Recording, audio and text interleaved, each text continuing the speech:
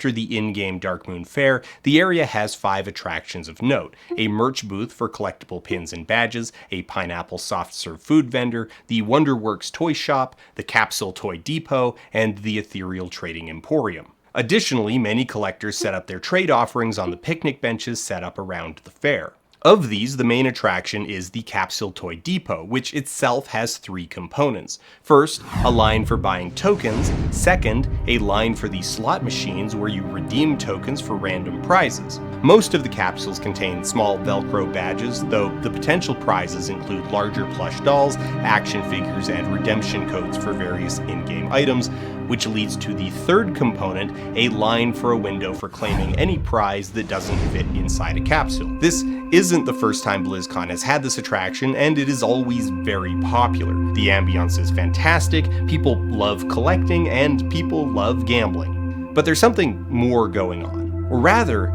there's a lot of stuff not going on.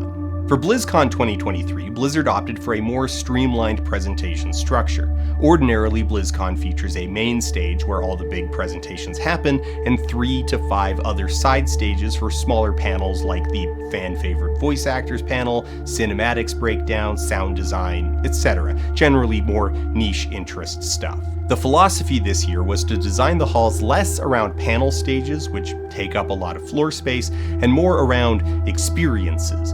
Gameplay demos, photo ops, and themed viewing areas for watching a rebroadcast of the main stage. Now, there's a lot to criticize about this decision. For many attendees, panels are the experience that they're there for. They don't just want to hear executives and celebrity devs make big announcements on the main stage. They want to hear the people who actually make the thing talk about their craft. But inarguably, the new approach created a streamlined convention.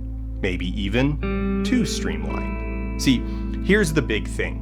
Conventions are all about traffic management. You have a certain number of people who can safely fit into the larger space as a whole, but become a hazard to themselves if they get too concentrated. So you try and spread out the cool stuff so it's not all in one corner. You place necessities like washrooms and food a little ways away and distributed throughout the space, and you use things like queues to absorb bodies. With the new approach, you could queue up for a demo or a photo op and, for the most part, still have a view of a screen rebroadcasting the main stage. Unless you wanted to attend that specific event in person, you basically never needed to make a choice between getting in a line or missing an event. That sounds good on paper. In fact, it sounds like the ideal attendee experience.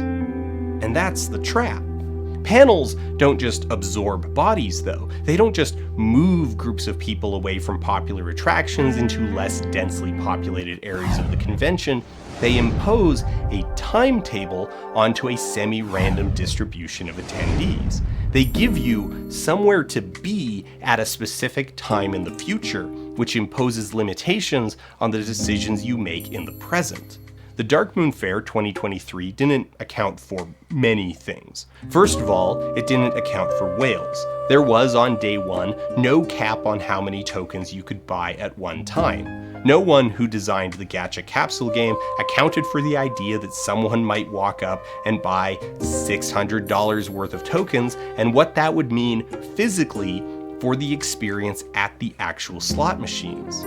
Every token someone purchased also represented a future unit of time that the person would need to spend putting that token into a machine, turning the handle, and fetching their capsule. It also further represented time that some portion of them would need to spend redeeming that capsule for the actual prize. So you end up with the die-hard whales, the dudes who are willing to get in line at 6 a.m. for a 10 a.m. door so they can be first in line to buy 300 tokens and then spend 10, 20, 30 minutes each monopolizing a machine as they crank through these tokens and just completely murder the throughput of the whole operation.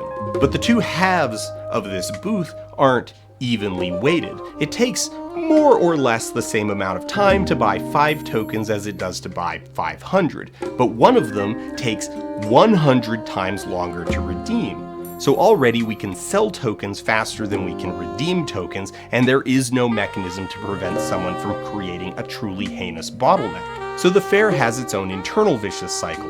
The bottleneck creates lines that are so long that people feel compelled to get in them purely out of a fear of missing out on whatever's at the end of that line, which makes the lines longer. It creates crowds so dense that people can't get physically close enough to the booths to even see what the line is for or if they're in the correct one. But then we add the special sauce. Because almost no one has a timetable imposed on them, because they don't have a voice actor panel on the opposite side of the convention in an hour and a half, because they can see all the panels on the screen right next to the line, they make the decision to get in a 3-hour line just to buy tokens. It's probably a bad sign that the line that I've been in leads up to a Blizzard employee holding a sign that says line closed. That's how you sell so many tokens on day 1 that thousands of people decide that their first order of business on day 2 is to rush to the Dark Moon Fair and commit to the line hell or high water. And that's how you get a 5-hour line. Now, they did eventually almost sort this out on day 2 at the fire marshal's insistence. They capped the line, the entire fair was turned into a gated exhibit, token purchases were capped at 50, and they stopped selling tokens entirely halfway through the day. If you could get into the fair at this point, it was more or less running as it was supposed to. The lines for toys and pins were reasonable, so there was no pressure to commit to a line, which keeps the lines reasonable. But I can't say they fixed it. The damage was more or less done. The line for general entrance based